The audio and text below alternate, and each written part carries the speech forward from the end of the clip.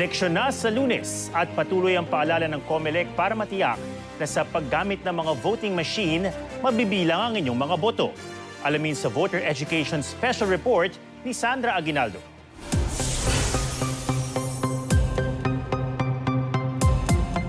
Kahit datihan ka nang bumoboto o first time pa lang, ang gusto natin ngayong eleksyon, mabasa at mabilang ang ating boto. Dapat alam natin ang tamang proseso ngayong eleksyon 2025. Sa Lunes, May 12, alas 7 ng umaga simula na ang regular voting hours. Matatapos yan alas 7 ng gabi. Pag may nakapila, lampas ng alas 7 na 30 metro, doon sa lugar kung saan sila boboto, makakaboto pa rin po sila.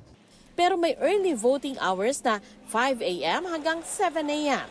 Para sa mga senior citizens, mga buntis at PWDs, pati na yung mga kaanak na aalalay sa kanila sa eleksyon. Ipatanong niyo po saan po ba yung PPP, Priority Polling Precinct, sapagkat wala pong nakatatanda ang boboto sa second floor o third floor. Doon po kayo lahat boboto sa PPP para po hindi kayo naghihirapan sa inyong pong pagboto. Oras na makarating sa lugar ng botohan, hanapin ang mga nakapaskil na computerized voters list. Kung hirap, magpatulong na sa Voters Assistance Desk. Pwede ring ma-access online ang precinct finder ng COMELEC.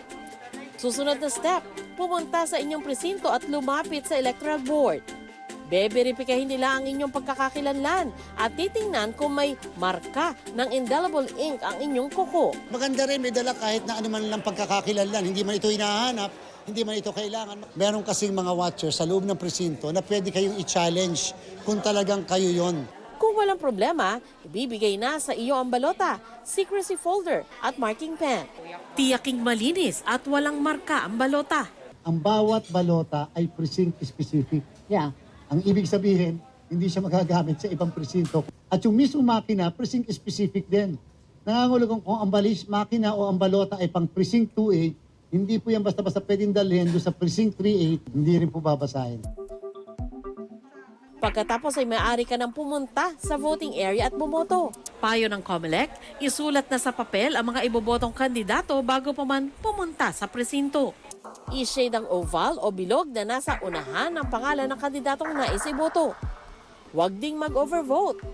Ayon sa COMELEC, mas kaya ng mga automated counting machine o ACM na magbasa ng mas mababang kalidad ng pagkakashade kumpara sa mga ginamit na makina noong mga nakarang eleksyon. Pagtuldok lang, hindi po pinuno ng shade yung mismong bilog, mabibilang po yan. Sapagkat ang ating pong shading percentage ngayon, yung threshold na tinatawag ay 15% lamang. Pero kung hindi mo nalagyan ng bilog ng kahit na ano sa loob, yan po ay hindi po boto. Dapat po, hindi linya, hindi guhit, hindi star, hindi square, kundi dapat shading. Huwag po kayo magdodrawing ng kahit ano.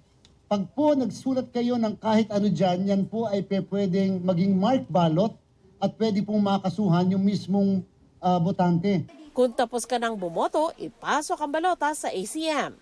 Hintayin na lumabas ang resibo at tingnan sa screen ang ballot image ng inyong balota. Pwede niyo po siyang i-scroll, i-touch, scroll. 15 seconds ang harap. Yung party list na nasa likod, 5 seconds naman. Para kahit paano, komportable ka, ito nga yung balota ko. Bawal picturean yung screen, bawal picturean yung resibo, bawal picturean yung balota na hinuhulog natin. Suriin ang resibo bago ihulog sa nakatakdang lagayan. Tsaka ibalik ang folder at marking pen. Sa puntong ito ka naman lalagyan ng indelible ink sa kuko ng kanang hintuturo. Pagkatapos mong bumoto, ay pwede ka na lumabas ng polling place. May pag-asa ang ating bayan sa pamamagitan ng ating balota. Ang pinag-uusapan dito, ano ang gagawin mo sa balota mo? Mababaliwala ba yan? O gagamitin mo ang balota para sa pagbabago?